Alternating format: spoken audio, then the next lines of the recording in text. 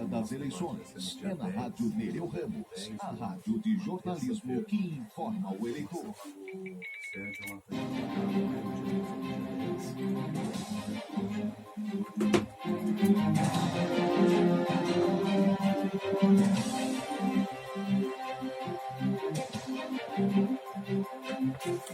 São 9h52. Você está acompanhando o Espaço 88.7 FM pela Nereu, série de entrevistas com os candidatos e candidatas a prefeito de Blumenau, a Prefeitura de Blumenau. Estou conversando hoje com o candidato do PCdoB, candidato Mário Cato, nosso convidado de hoje.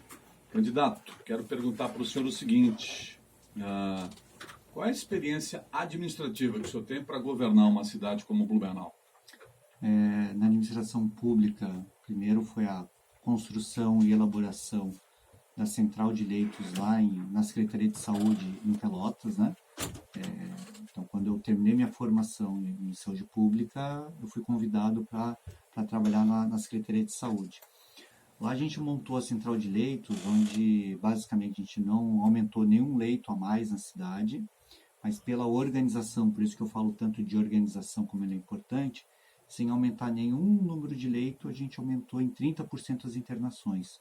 A gente conseguiu, com essa organização, reduzir o tempo de internação dos pacientes, fazendo essa rodagem nas internações. Então, essa foi o planejamento, a execução e o trabalho dentro da central de leitos.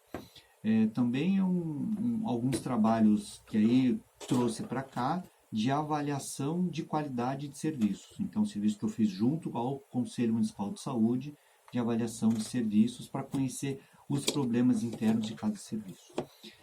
Aqui em Blumenau, eu coordenei, planejei e executei junto com a equipe a implementação do Centro de Saúde do Idoso, que já é um projeto que já foi premiado pelo Ministério da Saúde. Quem quiser ver, a gente tem documentário já nas redes pelo Ministério da Saúde, porque é um serviço de excelência, que é uma referência dentro do Brasil. Fora isso, tenho experiência no ramo particular, né? Sou médico e tenho meu consultório já há muitos anos, né? Fui dos 16 aos 21 microempresário, então trabalhei também com uma empresa, fechei a empresa quando passei no vestibular, então trabalhei e estudei até passar no vestibular, então tenho essa experiência também. E tenho uma experiência dentro dos movimentos sociais, então sendo presidente e coordenador por muitos anos do Diretório Acadêmico da Medicina e também de entidades nacionais. Então é uma experiência que a gente tem dentro dos movimentos sociais, dentro do setor privado e também do setor público na questão de gestão e organização de serviços em saúde. Candidato, queria falar sobre desenvolvimento econômico, retomada da economia. Queria perguntar ao senhor o seguinte: em janeiro, provavelmente, se o senhor for eleito prefeito da cidade, em janeiro, provavelmente, nós já teremos uma outra realidade, é o que nós esperamos, né, que é a situação em relação à pandemia, a situação já deverá ser bem mais amena. E eu pergunto ao senhor, quais serão os estímulos que o seu governo vai oferecer aos empresários, aos comerciantes, para a retomada da economia e para a geração de empregos? Primeiro, a questão da pandemia, acho que em janeiro não vai estar tão controlado assim, né? A gente tem dados da OMS que diz que a gente talvez tenha que lidar com a pandemia há mais tempo, porque a vacina vai estar chegando, mas até vacinar uma parcela da população vai demorar alguns meses, então a gente ainda vai ter problemas. Eu falo da economia e ela é importante a gente entender que a economia já vinha patinando há 3 anos. Faz mais de 3 anos que o PIB do Brasil cresce 1% ao ano. 1% ao ano não é um crescimento para uma economia como a nossa. Então a gente já tinha problemas aqui. A gente já tem problemas em Blumenau, quando a gente pega dados do sistema de estudos socioeconômicos da FURB, ele mostra que uma parcela grande do investimento, do PIB de Blumenau, se transferiu da indústria e comércio para o setor financeiro, da especulação financeira. Então, a especulação financeira tem chamado a atenção de muito dos empresários, de pessoas que eram os investidores e que giravam a economia, e ao investir no mercado financeiro, é um investimento que gera riqueza para o investidor, mas não para a sociedade. Então, a gente já tem essa dificuldade que já vinha de anos. E são dados desde 2016 que vem essa migração. Tá? Então, a gente já vai ter que entender como é que a gente estimula. Então, não é um problema de agora. Com a pandemia, a gente vai ter um problema importante. Tem setores que estão se reorganizando e estão bem, mas tem setores que não estão. Quando a gente olha, andando na rua, a gente vê o número de lojas fechadas, né, vazias, a gente percebe o quanto que a gente vai ter de impacto também. Então, é um dos indicadores mais simples para a gente olhar, muito empírico assim, mas a gente percebe que vai ter problema. E o que a gente imagina na questão econômica? A gente tem, os economistas eles falam em dois circuitos, um circuito superior. Tá? Esse circuito superior ele precisa ter... a FURB está lançando, inaugurou o centro de inovação, né, o Distrito de Inovação. Esse é o circuito superior. A gente precisa ter... Quando a gente olha o Vale do Silício na década de 80, e que a gente tinha universidades fortes com polo tecnológico, que a gente tem aqui também. Mas a gente teve os governos, prefeituras e governos de lá, tá? Com uma indução muito forte de diminuir a questão das burocracias para a instalação de novas empresas, de ajudar muito na questão de recursos e logísticas para aquelas empresas pequenas que estavam nascendo naquele momento, e a gente tinha o empresariado que foi empreender. Né? Então, com a junção desses três setores, o Vale do Silício é hoje a área do mundo mais rica, da onde tem as maiores empresas hoje de tecnologia. E a gente tem tudo para fazer isso aqui. Então, esse circuito superior que tem aqui, que tem que ter conhecimento da FURB, tem que ter a organização da prefeitura para facilitar o empreendedor tendo a coragem e a confiança para investir, esse já é um primeiro momento.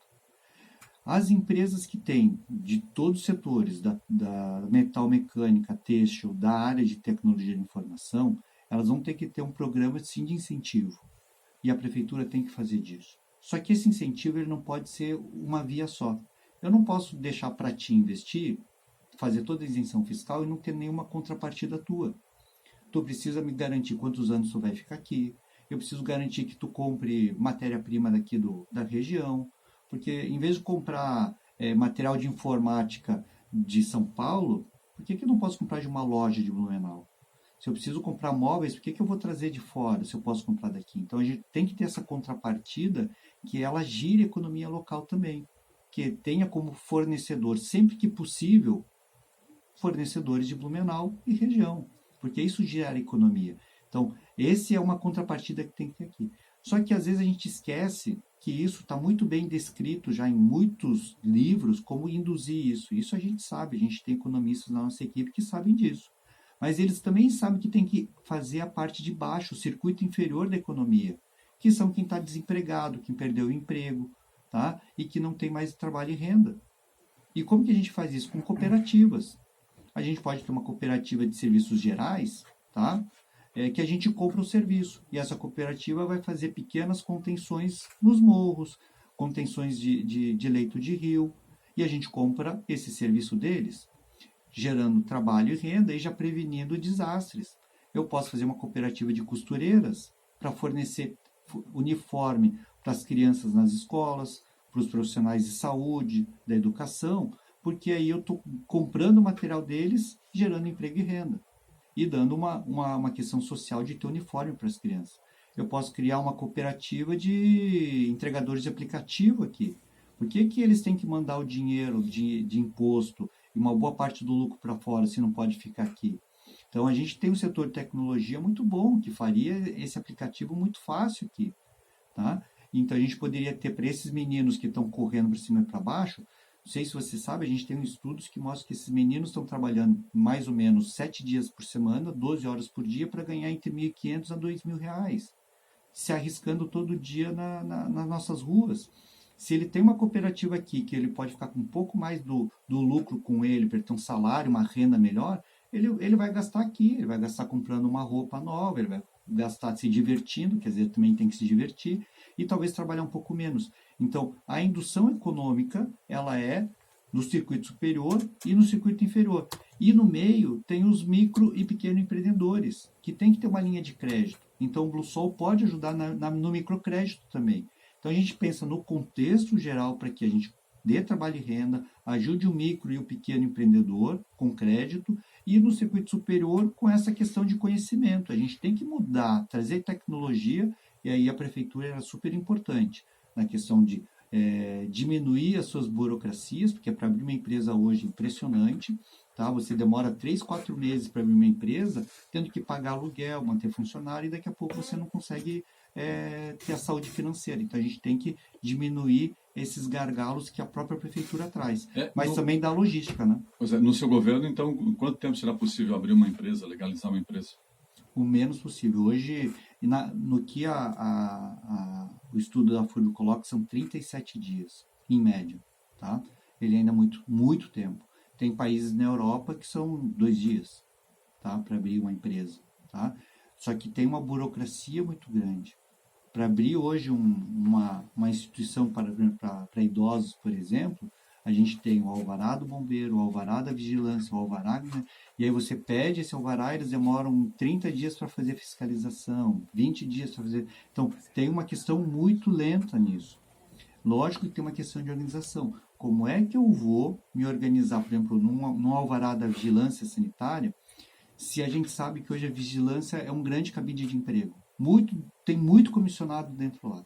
E esses comissionados não sabem fazer o planejamento adequado. Então, o serviço que poderia ser feito em 5, 10 dias está demorando 30. Por quê? Porque não tem planejamento. E aí, por isso que eu sou tão chato com isso. Se não tem planejamento, não tem gestão.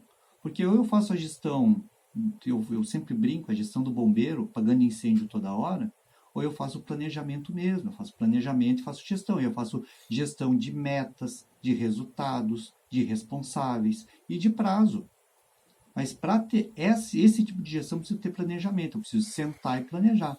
E a gente usa as ferramentas de planejamento, eu gosto muito de usar o planejamento estratégico situacional, porque ali a gente consegue definir tudo isso, metas, ações, prazos, responsáveis, e com isso fica mais fácil tu gerir.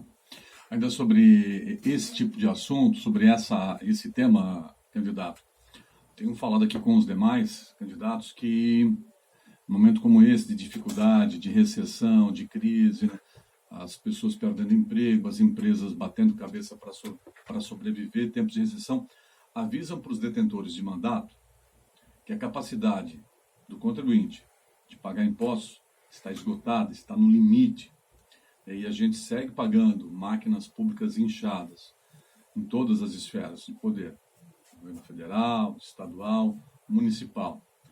E a lista de impostos, de taxas, de licença, é uma lista extensa, ela é enorme aqui em Blumenau, aqui no município.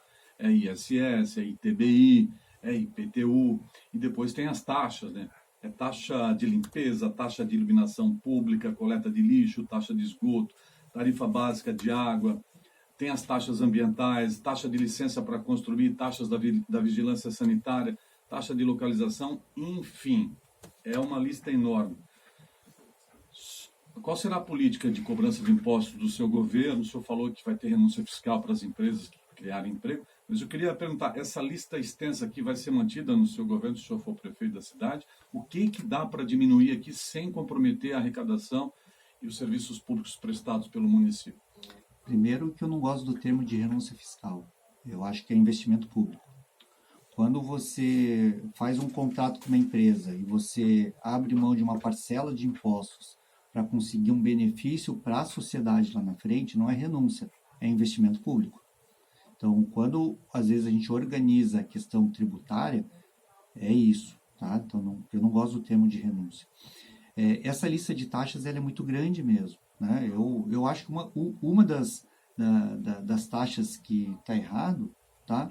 É a taxa mínima de água, por exemplo. A gente vai passar por um problema que a gente vai ter dificuldade com a água, tá? Porque cada vez a gente vem com alguns estudos do pessoal do meio ambiente colocando que o índice de chuvas vai diminuir.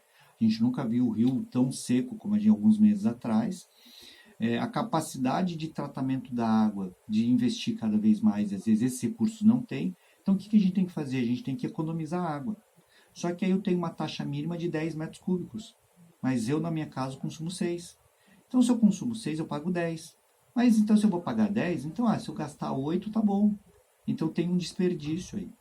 Então, além de ser injusto de eu pagar mais, tem o desperdício de água que eu vou fazer. Eu vou começar a lavar calçada todo dia. Só que isso, de eu aumentar o consumo de água, vai demandar que eu invista mais na SAMAI. E eu investindo mais na SAMAI é mais, talvez, um dinheiro jogado fora. Enquanto eu posso fazer com que a gente trabalhe diferente. Se eu pagasse o meu 6, talvez eu economizasse para gastar 5. Aí eu diminuo o investimento na SAMAI também. Então, o que o senhor propõe? Então, eu proponho a mudança, por exemplo, dessa é uma das tarifas. Então, muitas dessas tarifas que você colocou, a gente tem que rever uma a uma. É lógico que a gente não pode tirar todas, porque a gente também tem que gerar. Muitos dos impostos geram os salários dos médicos, dos professores. Então, eu preciso também ter imposto para pagar esses profissionais valorosos, dos enfermeiros, dos técnicos de enfermagem, que estão ali trabalhando pelo bem público. Tá? Então, alguns impostos eu vou ter que manter. Mas especificamente sobre a tarifa d'água, tem que ter uma cobrança mínima ou no seu governo o consumidor só vai pagar o que ele consumir?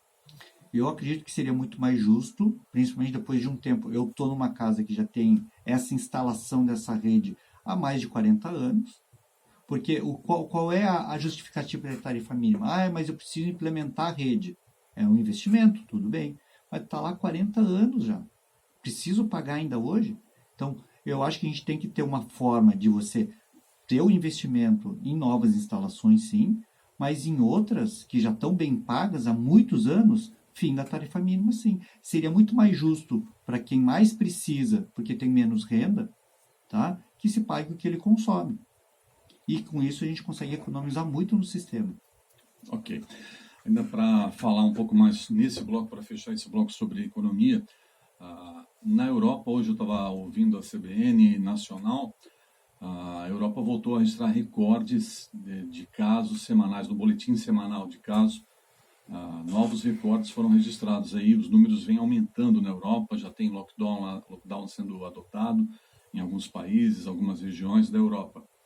Se nós passarmos novamente por uma segunda onda de pandemia, que medidas serão adotadas pelo seu eventual governo? O senhor manda fechar tudo? O que o senhor vai fazer?